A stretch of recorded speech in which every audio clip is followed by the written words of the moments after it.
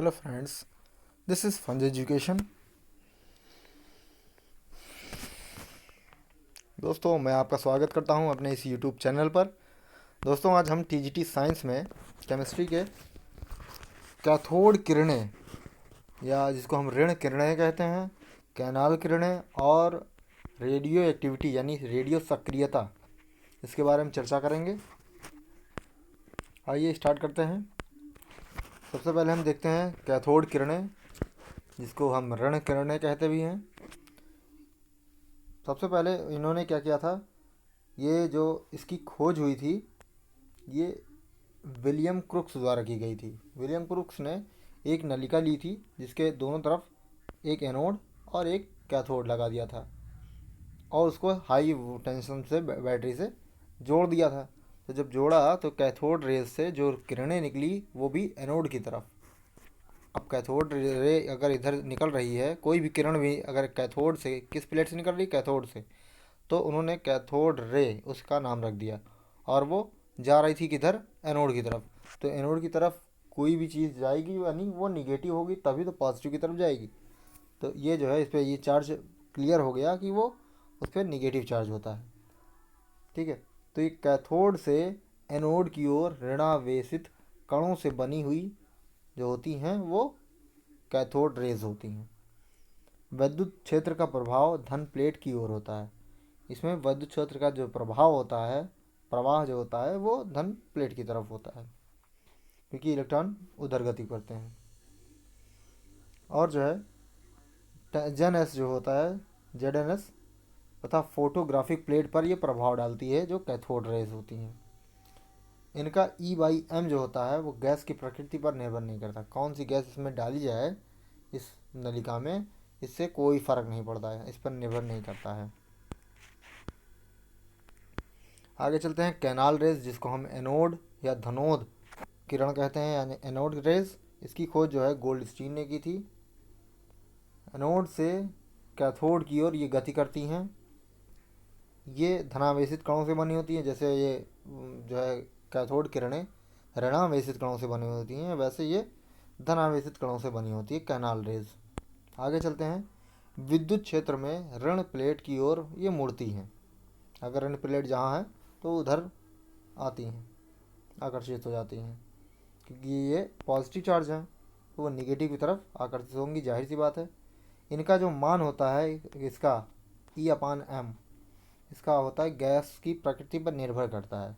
Gas जैसी होगी, उसकी प्रकृति जैसी होगी, उस पर निर्भर करता है। आगे चलते हैं। रेडियो सक्रियता यानी रेडियो एक्टिविटी।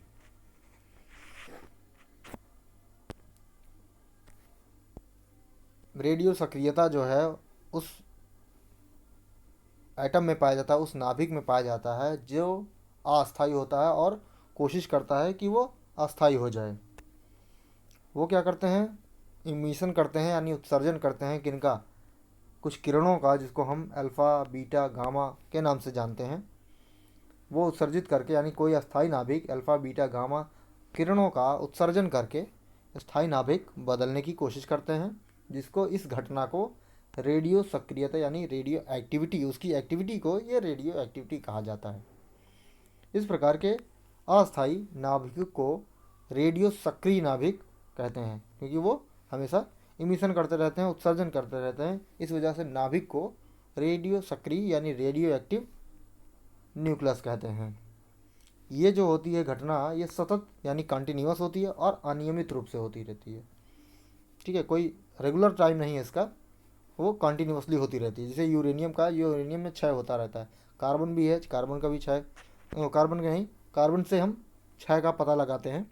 बाकी और जो है, जो हाई अस्थायी नाभिक हैं, जो हाई क्या नाम है, मास के नाभिक हैं, हाई परमाणु क्रमांक के नाभिक हैं, वो सब जो है, जैसे रेडियम भी करता रहता है, तो ऐसे है।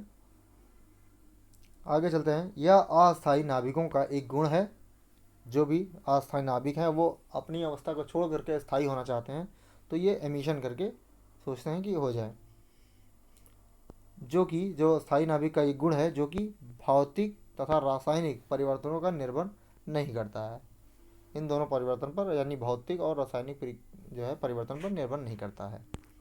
आगे चलते हैं। या केवल नाभिकों की संख्या पर निर्भर करता है, दाब, ताप, उत्प्रेरक आदि पर नहीं। जितने नाभिक होते हैं उन्हीं की संख्या पर निर्भर करता है कितने नाभिक हैं। आगे चलते हैं। प्रोटॉन प्रोटॉन के मध्य कूलाम प्रतिकर्षण होता है। कूलाम प्रतिकर्षण प्रोटॉन प्रोटॉन के बीच में होता है, लेकिन नाभिकीय आकर्षण प्रोटॉन प्रोटॉन, प्रोटॉन न्यूट्रॉन और न्यूट्रॉन न्यूट्रॉन के बीच होता है, जो आवेश पर डिपेंड नहीं करता है। जो नाभिकीय आकर्षण होता है वो प्रोटॉन प्रोटॉन पे होता है, प्रोटॉन न्यूट्रॉन पे होता है, न्यूट्रॉन न्यूट्रॉन पे होता है। आगे चलते हैं। इनको आवेश की ज़रूरत नहीं होती है। केस फर्स्ट है, अगर स्थिर वैद्युत प्रतिकर्षण बल जो होता है वो बराबर है किसके, नाभिकीय बल के, तो नाभिक अस्थायी हो जाता है। यानी स्थित वैद्युत प्रतिकर्षण जो होता है यानी इन्हीं दो कणों के बीच अगर नाभिकीय बल के बराबर है तो वो स्थायी होता है। अगर स्थिर वैद्युत प्रतिकर्षण जो है वो नाभिकीय बल के बराबर ना हो तो वो नाभिक अस्थायी हो जाता है। जब अस्थायी हो जाता है तो इन्हीं दोनों की वजह से वो इमिशन करते लगते हैं। 1879 ईस्वी में हेनरी बैक्यूरेल ने यूरेनियम के लवण यूरेनिल सल्फेट में रेडियो सक्रियता की खोज की थी। ठीक है, ये यूरेनियम है, ये काला पेपर है, रेजी है, और उसके बाद वो है फोटोग्राफिक प्लेट। इसको जब काला कर देती है तो उन्होंने ये कहा कि जो है यानी इमिशन हो रहा है तभी ये काला चीज़, कोई चीज़ काली हो रही है, फोटोग्राफिक प्लेट। फिर उसके बाद आए मेरी क्यूरी और पियरे क्यूरी। इन्होंने यूरेनियम के अयस्क यानी पिंच ब्लेड में रेडियम और थोरियम की खोज की थी। ठीक है, उसके बाद इनको मिला 1903 यानी 1903 में इनको नोबेल पुरस्कार मिला इसी के लिए। फिर आए रदरफोर्ड। रदरफोर्ड ने अल्फ़ा बीटा गामा किरणों को पहचाना, उन्होंने को सिद्ध किया कि अल्फ़ा बीटा गामा किरणें ये होती हैं। उन्होंने इसके गुणधर्म भी बताए। तब उन्होंने बताया जब ये ऐसा किया था, ये अरेंजमेंट उन्होंने किया, तो अल्फ़ा कण किधर जाएंगी, माइनस प्लेट के पास, और बीटा कण पॉजिटिव प्लेट के पास। और जो तीसरी वाली किरण थी यानी गामा किरण, वो कहीं नहीं जाती है, वो डायरेक्ट दोनों ना तो पॉजिटिव की तरफ जाती है ना ही निगेटिव। उन्होंने फिर बताया कि जो अल्फ़ा कण होते हैं ये हीलियम परमाणु के नाभिक होते हैं, जिन्हें द्विधनावेशित हीलियम परमाणु भी कहते हैं।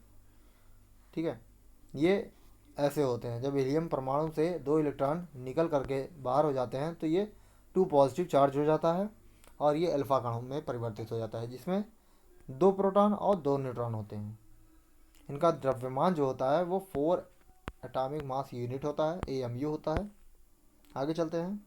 अल्फ़ा कणों का वेग जो होता है वो 10⁻7 मीटर पर सेकंड होता है, जो अन्य कणों से कम होता है, तथा इनकी वेधन क्षमता सबसे कम होती है, यानी न्यूनतम होती है अल्फ़ा कणों की वेधन क्षमता।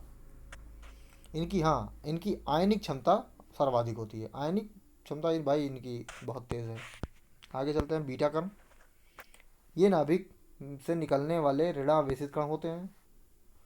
ठीक है, जो इलेक्ट्रॉन के समान होते हैं, इलेक्ट्रॉन होते नहीं हैं लेकिन इलेक्ट्रॉन के समान होते हैं।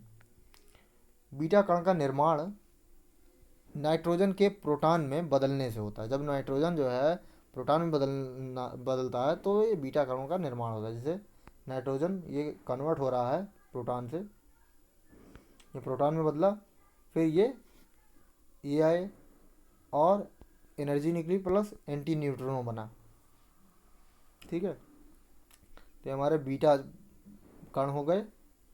आगे चलते हैं। बीटा कणों का जो औसत वेग होता है यानी वेग होता है 2.5 इंटू 10⁸ मीटर पर सेकंड होता है, जिससे द्रव्यमान अपरिभाषित होता है। यानी इनका जो है द्रव्यमान कैलकुलेट नहीं किया जा सकता, यानी 0 के बराबर होता है। फिर जैसे यहाँ 0 है ये, फिर यहाँ जो है यही हमारा यही है -1 E0, यही हमारा न्यूट्रॉन है, बाकी एनर्जी है ये एंटी न्यूट्रिनो है। अतः यह इलेक्ट्रॉन के समान होता है पर इलेक्ट्रॉन नहीं होता है। एंटी न्यूट्रिनो ये अदृश्य होता है, इस पर भी आवेश जीरो होता है, द्रव्यमान भी जीरो होता है। यह रेखीय संवेग को संरक्षित करता है, यह रेखीय संवेग को संरक्षित करता है। आगे चलते हैं। बीटा पर बीटा किरणों का वेग अल्फा से अधिक होने के कारण इसकी वेधन क्षमता अधिक होती है। बीटा से अगर वेधन क्षमता देखा जाए तो बीटा की कम होती है, अल्फा की कम होती है बीटा से, ठीक है, क्योंकि इनका वेग ज़्यादा होता है। आगे चलते हैं। गामा रेज ये उच्च ऊर्जा मुक्त विद्युत चुंबकीय तरंगें होती हैं, आवेश तथा द्रव्यमान रहित होती हैं। इनमें आवेश और द्रव्यमान दोनों नहीं होता है।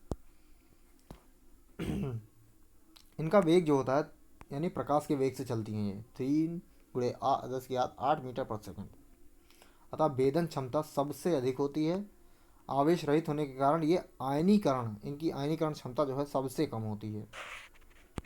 यहाँ देखते हैं वेदन क्षमता में सबसे ज़्यादा गामा की, उसके बाद बीटा की, फिर अल्फा की।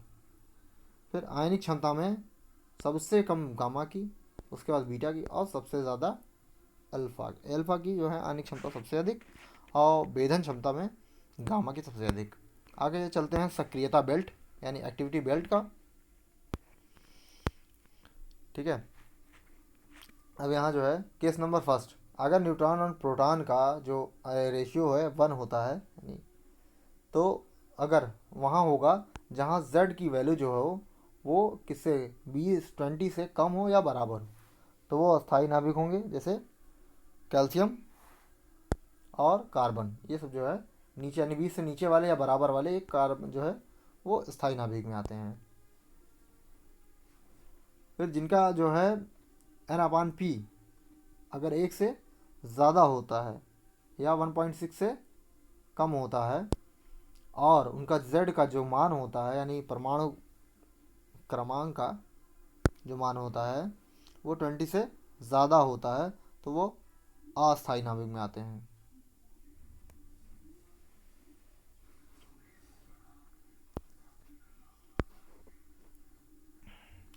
सबसे स्थायी नाभिक जो है ये होता है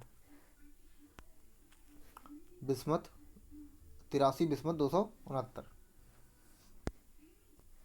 आगे चलते हैं। मैजिक जादुई नंबर यानी मैजिक संख्या नंबर, ठीक है। प्रोटॉन और न्यूट्रॉन की वे संख्याएं जहां स्थायी नाभिक होता है उसे जादुई संख्या कहते हैं। मैजिक नंबर वही होगा जहां जो परमाणु है वो नाभिक उसका अस्थायी ना होकर के अस्थायी हो जाए। जैसे यहाँ 2, 8, 2, फिर 28, फिर 50, 82 और 126, ठीक है। इतना अगर ऐसा होता है तो ये अस्थायी में आते हैं। जैसे कैल्शियम है, यहाँ प्रोटॉनों की संख्या 20 और न्यूट्रॉनों की संख्या 20। आगे चलते हैं।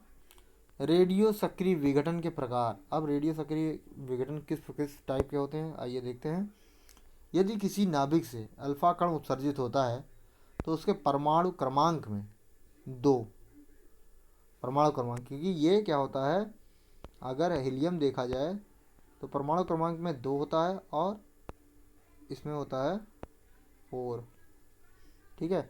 अगर अल्फा कण निकलता है तो परमाणु में कितने की कमी आएगी 2 की, और बाहर में 4 की, 4 माइनस हो जाएगा। तो मान लिया Z अगर है कोई X एलिमेंट है यानी तत्व है, उसका परमाणु क्रमांक Z और A जो है उसका एटॉमिक मास। अगर अल्फा के जो है निकल रहा है एक, तो Z-2 हो जाएगा। Y कोई एटम होगा जिसकी जब परमाणु क्रमांक होगा यानी एटॉमिक मास नंबर होगा वो Z-2, और जो एटॉमिक मास होता वो A-4 होगा। यहाँ हेलियम निकल जाएगा और जो ऊर्जा होगी वो मुक्त होगी। जैसे हम कह सकते हैं यूरेनियम 92,238, अगर हीलियम निकलता है एक तो 90, थोरियम 234 और एनर्जी रिलीज होती है, प्लस हीलियम हाइड्रोजन वो तो निकल ही गया हीलियम। आगे चलते हैं। यदि किसी नाभिक से बीटा कण उत्सर्जित होता है तो परमाणु क्रमांक में 1 की वृद्धि हो जाती है। यहाँ देखिए -1 इलेक्ट्रॉन, ये होता है बीटा, ठीक है। अगर क्या होता है, नाभिक से बीटा कण उत्सर्जित होता है तो परमाणु क्रमांक में 1 की वृद्धि हो जाती है, जबकि परमाणु भार समान रहता है, क्योंकि परमाणु भार बढ़ेगा घटेगा तो है नहीं, जीरो है ये -1 हो रहा है, तो यानी वृद्धि वहाँ होना है। ठीक है, तो अब न्यूट्रॉन यहाँ से टूटा, बीटा कण निकला, 1 प्रोटॉन बना, और यहाँ जो है क्या, एक न्यूट्रॉन निकला, एनर्जी निकली, और एंटी न्यूट्रिनो पार्टिकल निकला। तो अगर कोई एलिमेंट है यानी तत्व है, उसका नाभिक जो है एक बीटा कण रिलीज़ करता है, तो z में एक जुड़ जा रहा है। ठीक है, यानी एक प्रोटॉन यहाँ बढ़ रहा है तो वो यहाँ हो जाएगा ऐड, तो यहाँ एक नंबर ऐड हो जाता है, तो इसलिए ये हो जाएगा 1 plus in the atomic number. ठीक है, ये हो जाएगा एंटी न्यूट्रिनो पार्टिकल। आगे चलते हैं, जैसे यहाँ है नाइट्रोजन। नाइट्रोजन अगर एक बीटा कण रिलीज़ करता है तो ये हो जाएगा ऑक्सीजन में कन्वर्ट हो जाएगा, लेकिन उसका जो है द्रव्यमान नहीं चेंज होगा, वही रहेगा। ठीक है, अब बीटा प्लस यानी कि अगर पॉजिट्रॉन निकलता है क्योंकि वो मतलब जो है सॉरी पॉजिटिव होता है। ठीक है, यानी ऐसे करके 1e0। ठीक है, ये होता है, अगर पॉजिट्रॉन निकलता है तो 1 की कमी हो जाती है। ठीक, अगर बीटा निकलता है यानी बीटा पॉजिटिव, अगर बीटा माइनस है तो ये बीटा रेज है। ठीक है, अगर ये बीटा का पॉजिटिव है तो वो इसी का अपोजिट होता है, लेकिन ये पॉजिट्रॉन कहा जाता है। ठीक है, तो जब पॉजिट्रॉन निकलता है यानी ये, तो ये हो जाएगा ज़्यादा, एक चीज़ कमी हो जाएगी। अगर ये ऑक्सीजन, ये क्या नाम है, नाइट्रोजन से अगर निकल रहा है तो यहाँ 6C हो जाएगा। ठीक है, वे ये हो जाएगा इतना। आगे चलते हैं, गामा रेज निकलने के से परमाणु भार व परमाणु क्रमांक पर कोई प्रभाव नहीं पड़ता। अभी तो नाभिक की ऊर्जा कम हो जाती है, क्योंकि वो उच्च ऊर्जा का होता है, इसलिए जो है नाभिक का ऊर्जा कम हो जाता है। बाकी जो है परमाणु क्रमांक और द्रव्यमान पर कोई प्रभाव नहीं पड़ता है। आगे चलते हैं, नाभिक परमाणु के कोश के इलेक्ट्रॉन को कैप्चर कर लेता है, इसे ई कैप्चर कहते हैं। ठीक है, ये यहाँ देखिए, जब नाइट्रोजन जो है 7 नाइट्रोजन 15 ये के को इलेक्ट्रॉन कैप्चर कर रहा है, तो यहाँ हो जाएगा 6C15 प्लस एनर्जी। यहाँ देखिए, जब जो है ये एक्सरे जो है ये ऊर्जा उधर जा रहा है, तो यहाँ P+E ये न्यूट्रॉन बनते हैं, तो ये जब ये कैप्चर कर लेता है तो इस रूप में आ जाता है। ठीक है, आगे चलते हैं, एक क्वेश्चन है, एक तत्व के नाभिक से एक अल्फा कण और 2 बीटा कण उत्सर्जित होते हैं, तो नया जनक तत्व क्या होगा। आइए देखते हैं, जनक तत्व ये होगा, पहला ये है, इस पर जो है इससे अल्फा कण निकलते हैं, तो यहाँ हो जाएगा इसमें इतना चेंजिंग, Z-2 A-4 इतना हो जाएगा। जब बीटा कण निकलेगा तो एक ऐड हो जाएगा, तो Z-1 और A-4 इतना हो जाएगा। फिर एक निकलेगा तो Z हो जाएगा, A-4 हो जाएगा। यानी ये जो है ये दोनों संभारिक हो जाएंगे। क्यों? क्योंकि इनका जो है ये समान है। ठीक है, भार समान है तो संभारिक, अगर Z समान है तो समस्थानिक, जबकि ये भिन्न होना चाहिए। ठीक है, इसलिए ये दोनों संभारिक और समस्थानिक मिल रहा है। फिर आगे चलते हैं, यदि परमाणु के नाभिक से बीटा कण उत्सर्जित होता है तो संभारिक बनते हैं। इससे ये क्लियर होता है कि अगर बीटा कण मिलते हैं, बीटा कण निकलता है तो क्या मिलते हैं, संभारिक बनते हैं हमको। ठीक है, ऐसे यहाँ आगे चलते हैं, 92 यूरेनियम 236। ठीक है, अगर ये क्वेश्चन ऐसे हो और 82 Pb202 प्लस एक्स अल्फा जो है पार्टिकल और प्लस वाई जो बीटा पार्टिकल यानी कितने, यानी ये देखा जाए तो ऐसा होता तो क्या होता है, आगे देखते हैं। अब हम रिलीज मतलब इसको इलेक्ट्रॉन को निकालते हैं, जो हमारे अल्फा कण और बीटा कण को निकालते हैं, देखते हैं। आइए देखते हैं। सबसे पहले हमको क्या करना है, अगर हम ऐसा निकालते हैं तो यहाँ 2 और 4 होता है, यहाँ 7 अगर 4 होता है उसको बाद में देखते हैं। यहाँ इलेक्ट्रॉन देखते हैं, यानी उसको न्यूट्रॉन बीटा पार्टिकल को, तो चेंजिंग कैसे कितनी आ रही है, इतनी आ रही है, 4 होना चाहिए। तो अब देखते हैं, ये हमारा इतना है तो 236 और ये हमारा 208 है। ठीक है, अगर यहाँ 4x रख देते हैं, नहीं 4 और इंटू एक्स प्लस 0, यहाँ 0 है। ठीक है, इसको रख देते हैं तो आता है x की वैल्यू 7। और यही अगर 92 पे कर देते हैं तो 82 पहले से है, 2x यानी x को कितना मल्टीप्लाई करें x से, और यहाँ माइनस वाई इतना कर देते हैं, तो यानी x की वैल्यू इस पर रख देते हैं, आंसर आ जाएगा हमारा y इक्वल टू 4। तो अर्थात 7 अल्फा कण यानी 7 अल्फा कण निकलेंगे और 4 बीटा कण उत्सर्जित होंगे, तब हमारा लेड बनेगा। ठीक है, आगे चलते हैं। क्वेश्चन 8O18 अल्फा कण, फिर ये क्वेश्चन है। ठीक है,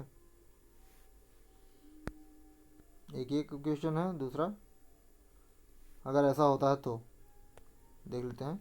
अल्फा कण निकलेगा तो 2 इसमें से कम होंगे यानी कार्बन, और इसमें 4। ठीक, बीटा कण निकला तो एक पॉजिट्रॉन निकला तो एक माइनस होगा। ठीक है, और यहाँ 14 हो जाएगा क्योंकि पॉजिट्रॉन पे भी 0 होता है। फिर अल्फा कण निकला, फिर 2 माइनस हुआ और 4 फिर माइनस हुआ। ठीक है, फिर बीटा किरण निकली तो यहाँ 1 प्लस हो गई और यहाँ 0 हो गया, यानी संभारिक यहाँ आ जाएंगे और यहाँ ये भी संभारिक हैं। फिर आगे चलते हैं। 11 सोडियम 24, ये जो है 1 प्रोटॉन ऐड होता है तो बनता है बीटा का कण, और यहाँ हमारा मैग्नीशियम बनता है।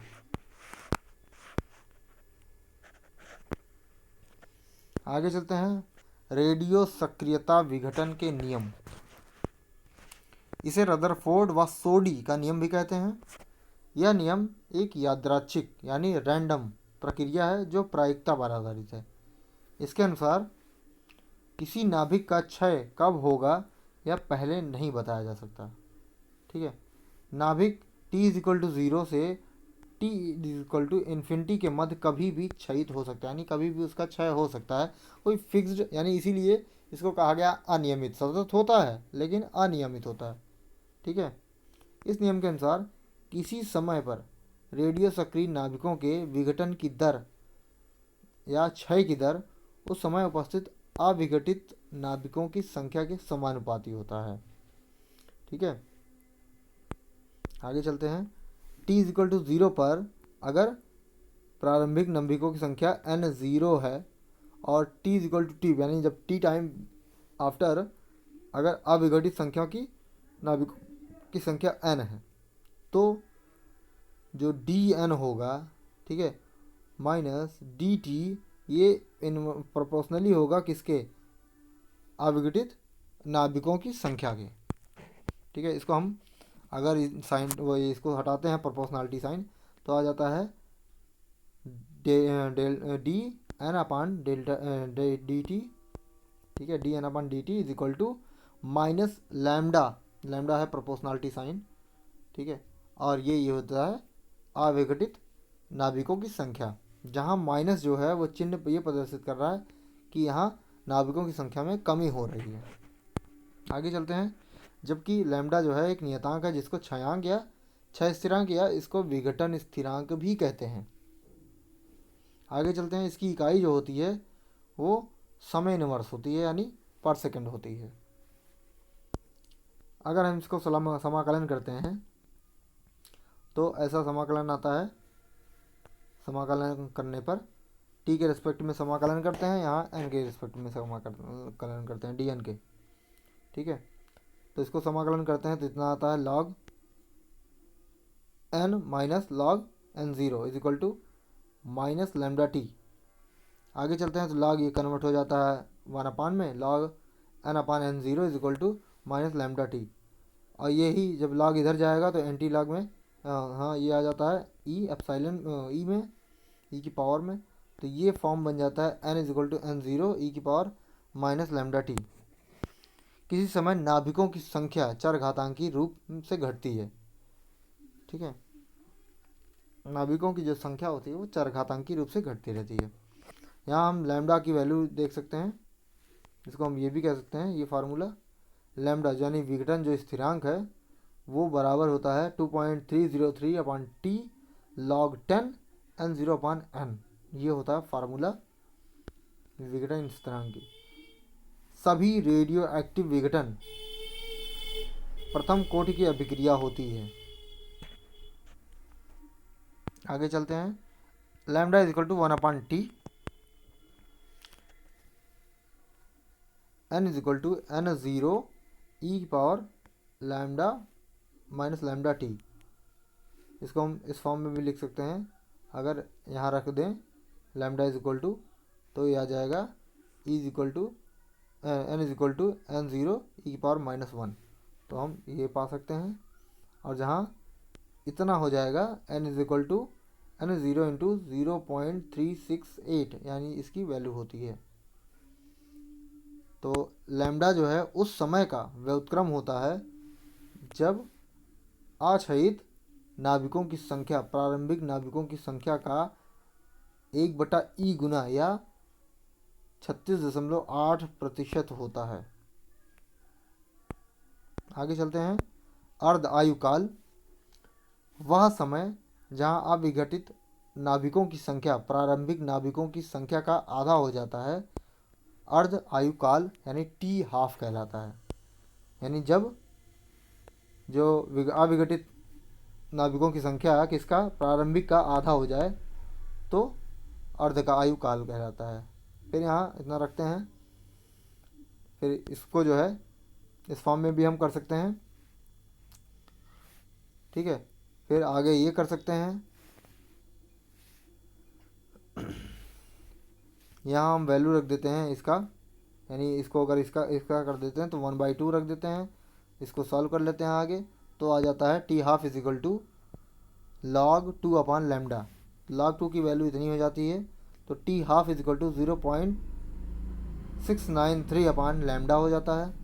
और इसको हम अगर इस फॉर्म में आ जाता है तो हम इसको वो कर लेते हैं t half 1 upon T half 2 dash dash करके वे करते हैं, या टी हाफ अपान T dash half lambda 2 upon lambda 1, क्योंकि वो इन्वर्सली प्रोपोर्शनल होता है लैम्डा के, यानी विघटन स्थिरांक के जो होता है इन्वर्सली प्रोपोर्शनल होता है टी हाफ यानी अर्धायु काल। आगे चलते हैं, किसी रेडियो सक्रिय पदार्थ की आयु का मान आरंभिक नाभिकों की संख्या पर निर्भर नहीं करती है। अर्धायु का मान जो होता है ताप दाब उत्प्रेरक आदि पर निर्भर नहीं करता है। यन अर्ध आयु के बाद अक्षयित नाभिकों की संख्या या पदार्थ की मात्रा जो होती है वो इतनी होती है, n is equal to n0 upon 2 की पावर n, या n जो है हो जाएगा छोटा स्मॉल यानी कुल आयु अपान अर्धायु ये होता है, यानी capital T upon small T ये होता है। अगर 1 टी हाफ जो है ये हो जाएगा n0 upon n0 upon 2 is equal to n0 2 की पावर डैश यानी 2 डैश 1 हो जाएगा। इसको अगर सॉल्व कर लेते हैं तो आगे मिल जाएगा n t half is equal to n0 2 की पावर n ये हो जाएगा।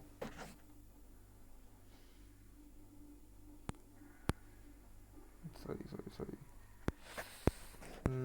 ओके, आइए चलिए वो क्वेश्चन इसके बेस पे है। 1 ग्राम रेडियो सक्रिय पदार्थ की अर्ध आयु अगर 3 दिन है तो 12 दिनों के बाद पदार्थ की कितनी मात्रा शेष बचेगी। 1 जो है ग्राम अगर 3 दिन में करता है तो 0 करेंगे, 3 दिन बाद ये क्या होगा 0.5 हो जाएगा। फिर 3 दिन बाद 0.25 हो जाएगा, फिर 3 दिन बाद 0.125 हो जाएगा ग्राम, ऐसे हो जाएगा। फिर 3 दिन बाद क्या होगा, 0.0625 हो जाएगा ग्राम, इतना बचेगा। अब आगे चलते हैं, एन अपान एन 0/2 n, ये होगा n इज इक्वल टू 12/3। ठीक है, 12 दिनों के बाद यानी 4 चक्कर बनेगा। ठीक है, तो यहाँ n की वैल्यू 1 ग्राम, n0 की वैल्यू 1 ग्राम रखेंगे और 2 की पावर 4 हो जाएगा, तो आ जाएगा 0.0625। अगर ऐसा निकालते हैं ऐसे भी आ जाएगा, ऐसे भी आ जाएगा। आगे चलते हैं, t इज इक्वल टू 0 पर एक रेडियो सक्रिय पदार्थ के 100 नाभिक हैं। 1 सेकंड के बाद नाभिकों की संख्या 90 रह जाती है। 2 सेकंड बाद नाभिकों की संख्या ज्ञात कीजिए। अब यहाँ इस फार्मूले का यूज़ करेंगे, जहाँ लास्ट वाली जो होती है वो 90, नाभिकों की संख्या 90 है और इसमें पहले 100 रहती है, और यहाँ 1 सेकेंड यानी माइनस लैम्डा इंटू 1 रख देते हैं। फिर इसको सॉल्व कर लेते हैं।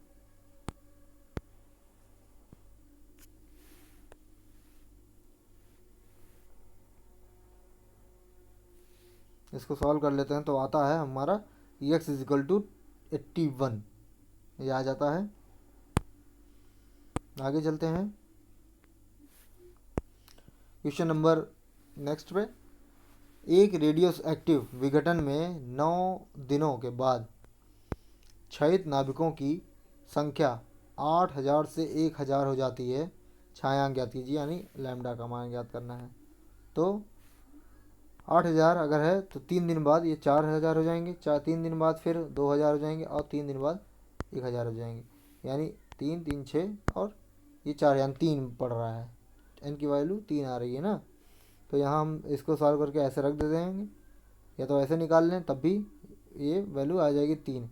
तो यहाँ 3 रख देंगे, तो इससे हम सॉल्व करके आ जाएगा हमारा lambda is equal to 0.231 per day, इतना होता है। ठीक है, छायांक ये दर होता है, एक दिन में इतना क्षय करेगा। आगे चलते हैं, माध्य आयु या औसत आयु। एक रेडियो सक्रिय पदार्थ के में उपस्थित नाभिकों की जो आयु का योग तथा नाभिकों की संख्या का अनुपात माध्य आयु कहलाता है। फिर से एक बार, एक रेडियो सक्रिय पदार्थ में उपस्थित नाभिकों की आयु का योग तथा नाभिकों की संख्या का अनुपात का जो है उसको हम माध्य आयु या औसत आयु कहते हैं। यहाँ हम इस फॉर्म में भी कर सकते हैं, परमाणु की आयु का योग अपान परमाणुओं की संख्या। इसको हम टा से लिखा जाता है तथा ये छयांक का व्युत्क्रम होता है, यानी जो टा होता है वह 1 अपान लैम्डा होता है। तो यहाँ हम इसको कर सकते हैं, t half is equal to, अगर इतना होता है तो ये लैम्डा इज इक्वल टू इतना होता है।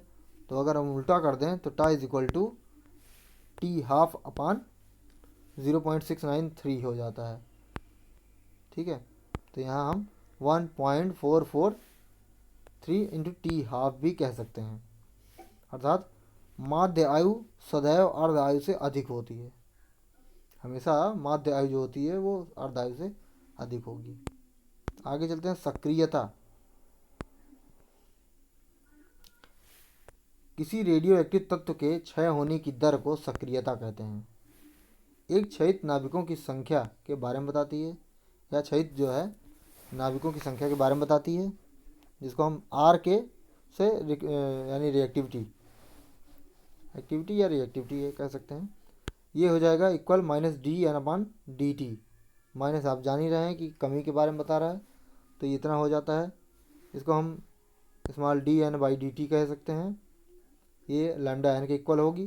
फिर जो तब जब ये अगर ऐसा है तो ये हो जाएगी r is equal to lambda n हो जाएगा।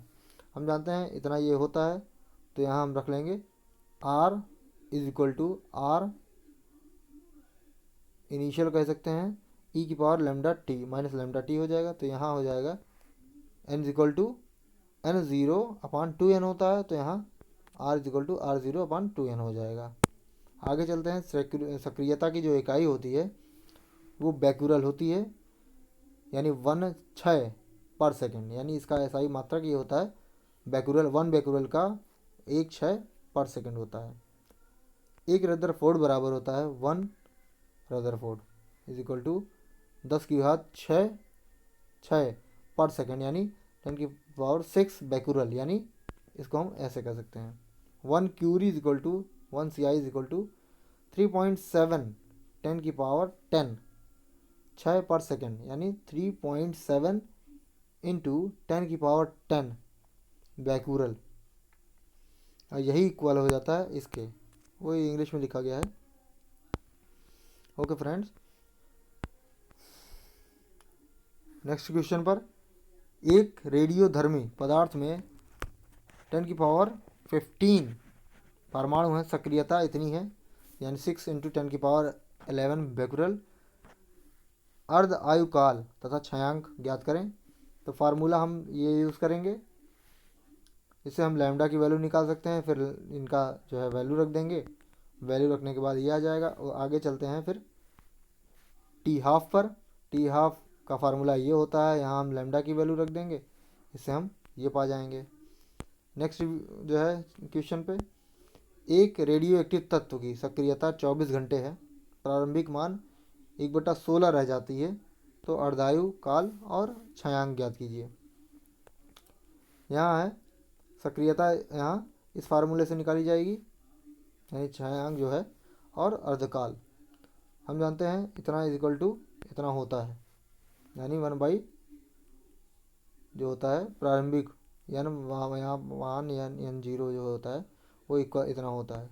इतना हम कर लेंगे, ऐसे कर लेंगे, यहाँ R0 यहाँ R0 हो जाएगा, तो यहाँ 1/2 हो जाएगा कि पावर n हो जाएगा। ऐसे करके इसको कर लेंगे, फिर यानी n की वैल्यू यहाँ 4 आ जाएगी।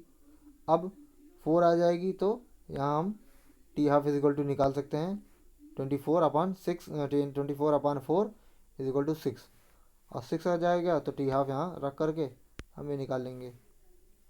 आगे चलते हैं, एक रेडियो एक्टिव पदार्थ के 1000 नाभिक जिसकी अर्ध आयु टी है, तो टी हाफ समय पर शेष नाभिकों की संख्या ज्ञात कीजिए। तो इससे हम यहाँ फार्मूला लगाएंगे n वाली, n is equal to n0/2n। इस फार्मूले को यूज़ करके ऐसे करके ये हम टी हाफ इज इक्वल यानी n की वैल्यू हम निकाल लेंगे। कितने आ गए? 7.707 नाभिक। आगे चलते हैं, रेडियो एक्टिव अभिक्रियाएं वे अभिक्रियाएं जिसमें इलेक्ट्रॉन भाग लेते हैं।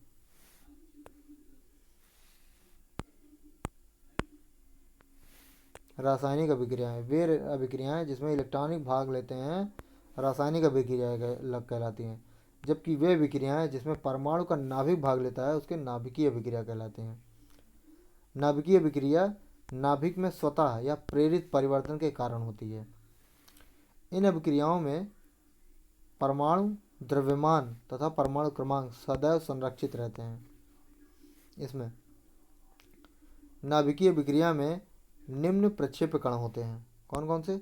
अल्फा कण यानी हीलियम, प्रोटॉन यानी 1H1 और या 1P1, न्यूट्रॉन होते हैं 0N1 और ड्यूट्रॉन होते हैं 1H2 या 1D2। अल्फा कण भी होते हैं और पॉजिट्रॉन भी होते हैं, यानी वो अल्फा कण -1E0 और पॉजिट्रॉन +1E0। रासायनिक अभिक्रिया बाह्यतम कोश के इलेक्ट्रॉन को पर निर्भर करती है। रासायनिक अभिक्रिया जो होती है वो बाह्यतम इलेक्ट्रॉन पर निर्भर करती है, परंतु जो नाभिकीय अभिक्रिया होती है वो ऐसा नहीं। रासायनिक अभिक्रिया बंध की प्रकृति के पर निर्भर करती है, जबकि नाभिकीय अभिक्रिया ऐसा नहीं है। नाभिक्रिया में ऐसा नहीं होता है। रासायनिक अभिक्रिया जो होता है वो बाह्य कारकों का प्रभाव पड़ता है, परंतु नाभिकीय क्रिया में ऐसा कुछ नहीं है। आगे चलते हैं, रासायनिक अभिक्रिया में ऊर्जा कम होती है, लेकिन नाभिकीय ऊर्जा अभिक्रिया में ऊर्जा बहुत अधिक होती है, यानी मिलियन इलेक्ट्रॉन वोल्ट में होती है। नाभिकीय अभिक्रिया दो प्रकार की होती है, प्राकृतिक नाभिकीय अभिक्रिया जो कि स्वतः और निरंतर होती है, और कृत्रिम नाभिकीय अभिक्रिया या हल्के प्रक्षेप्य या कणों की बमबारी द्वारा की जाती है। आगे चलते हैं, प्रक्षेप्य प्रग्रहण अभिक्रिया। यूरेनियम की जब न्यूट्रॉन के साथ अभिक्रिया कराई जाती है तो गामा रेज निकलती हैं और यूरेनियम निर्माण होता है, यानी समस्थानिक निर्माण होता है यूरेनियम का। और कण कण अभिक्रिया होती है अगर, तो सोडियम और जो है ये प्रोटॉन, ये जब अटैक करते हैं तो बनाता है मैग्नीशियम और न्यूट्रॉन बनाता है। आगे चलते हैं, स्पैलेशन अभिक्रिया। इसमें क्या होता है, जब प्रक्षेप कण की ऊर्जा उच्च यानी 400 मिलियन इलेक्ट्रॉन वोल्ट होती है तब यह नाभिकों को हल्के नाभिक में बदल देता है। ठीक है, जैसे कॉपर है 129, इसको जब हीलियम पर अटैक किया जाता है या हीलियम द्वारा इस पर अटैक किया जाता है तो ये छोटे नाभिकों में टूट जाता है। पहला जो है ये क्लोरीन में बदल जाता है और 14 प्रोटॉन, बाकी एनर्जी और 16 न्यूट्रॉन निकल जाते हैं। नाभिकीय विखंडन, यह एक नाभिकीय विक्रिया का प्रकार है जिसमें एक भारी नाभिक दो या दो से अधिक हल्के नाभिकों में टूट जाता है, जिसको नाभिकीय विखंडन कहते हैं। निर्मित नाभिक का आकार लगभग समान होता है। नाभिकीय जो विखंडन होता है वो द्विअंगी या त्रिअंगी हो सकता है। प्राकृतिक नाभिकीय विखंडन को रेडियो एक्टिविटी कहते हैं। कृत्रिम नाभिकीय विखंडन में नाभिक पर हल्के कणों जैसे प्रोटॉन, न्यूट्रॉन व अल्फा कणों की बमबारी होती है। ठीक है, न्यूट्रॉन आवेश रहित होने के कारण अन्य प्रक्षेपण कणों की अपेक्षा अच्छा होता है। ठीक है, ऑटो हान और स्ट्रॉसमैन ने सर्वप्रथम नाभिकीय विखंडन की खोज की थी जब उन्होंने यूरेनियम 235 पर तापीय न्यूट्रॉन यानी 300 केल्विन ताप पर 0.04 मिलियन इलेक्ट्रॉन वोल्ट की बमबारी करने पर बेरियम और क्रिप्टन में वियोजित हो जाता है, ये पाया था। ये देखिए, ऐसा ये उन्होंने उस समय देखा था। नाभिकीय विखंडन में लगभग 200 मिलियन इलेक्ट्रॉन वोल्ट ऊर्जा उत्सर्जित होता है, यानी बहुत ऊर्जा इसमें निकलती है। यूरेनियम के दो समस्थानिक होते हैं, जैसे यूरेनियम 92-235 और 92-238। ये पृथ्वी में मतलब इतना % पाया जाता है और ये हमारा बहुत कम पाया जाता है। 92-238 यूरेनियम जो होता है वो अविखंडनीय नाभिक होता है, अतः नाभिकीय विखंडन नहीं करता, परंतु जब इन पर न्यूट्रॉन की बौछार होती है तब ये 94 PU और 239 में बदल जाता है, जो नाभिकीय विखंडन दर्शाता है। अतः ऐसे नाभिक जो स्वयं अविखंडनीय होते हैं परंतु विखंडनीय नाभिक से में बदल जाते हैं, उनको उर्वर नाभिक कहते हैं। जिसे यहाँ देखिए, यूरेनियम पर न्यूट्रॉन की अटैक कराया गया तो ये टूट जाता है ऐसे करके, इसको उर्वर नाभिक भी कहते हैं। नाभिकीय विखंडन एक श्रृंखला अभिक्रिया होती है जिसमें उत्सर्जित न्यूट्रॉन पुनः यूरेनियम पर नाभिक पर बमबारी कर विखंडन करता रहता है। नियंत्रित नाभिकीय अभिक्रिया नाभिकीय रिएक्टर यानी नाभिकीय संयंत्र में होती है जिसमें उत्सर्जित ऊर्जा का उपयोग विद्युत निर्माण में किया जाता है। अनियंत्रित नाभिकीय विखंडन से अत्यधिक उच्च मात्रा में ऊर्जा मुक्त होती है जिसे उच्च ताप के कारण विस्फोट होता है, जिसे हम परमाणु बम कहते हैं। परमाणु बम में यही होता है, जैसे हिरोशिमा में यूरेनियम 235 गिरा गया था और नागासाकी में पोलोनियम 239 गिराया गया था। नाभिकीय संयंत्र रिएक्टर ईंधन इसमें यही होते हैं हमारे 92-235 यूरेनियम और 94 पोलोनियम 239 होता है। इसमें मंदक जो होता है यानी उत्सर्जित न्यूट्रॉनों की गति को धीमा करते हैं। यहाँ भारी जल यानी D2O और H2O और ग्रेफाइट की छड़ें यूज़ कर दी जाती हैं। नियंत्रक छड़ें ये CD या B बोरान और HF की बनी छड़ें होती हैं। नियंत्रक छड़ें जो न्यूट्रॉन की संख्या को नियंत्रित करते हैं, अर्थात न्यूट्रॉनों का जो अवशोषण करती हैं। आगे चलते हैं, शीतलक यह संयंत्र को ठंडा करके साथ साथ ऊर्जा का उत्पादन भी करता है। फिर अब ये जो है ये कंक्रीट और स्टील का आवरण भी होता है। ठीक है, आगे चलते हैं। नाभिकीय संलयन, यह एक नाभिकीय अभिक्रिया है जिसमें दो हल्के नाभिक मिल करके एक भारी नाभिक का निर्माण करते हैं। यहाँ एक नाभिक दूसरा नाभिक से मिल करके हीलियम का निर्माण कर रहा है, यहाँ कुछ एनर्जी भी रिलीज होती है। यह अत्यधिक उच्च ताप यानी 10⁻7 जो कि सूर्य के पास होता है, इसलिए ये सूर्य में नाभिकीय संलयन अभिक्रिया होती है। इसे तापीय नाभिकीय अभिक्रिया कहा जाता है। नाभिकीय संलयन पर हाइड्रोजन बम का सिद्धांत आधारित है। नाभिकीय संलयन के लिए उच्च ताप यानी नाभिकीय विखंडन से प्राप्त होता है। सूर्य की ऊर्जा का कारण नाभिकीय संलयन ही है। ये इस फॉर्म में होता है, ये बनता है वहीं से। ओके फ्रेंड्स, वीडियो कैसा लगा ज़रूर बताएं। अच्छा लगा हो तो लाइक सब्सक्राइब ज़रूर करें और मेरे चैनल पे अपना रिव्यू ज़रूर दें। फिर मिलेंगे नेक्स्ट वीडियो के साथ, नेक्स्ट टॉपिक के साथ। तब तक के लिए नमस्कार, मुझे इजाज़त दीजिए। जय हिंद, जय भारत।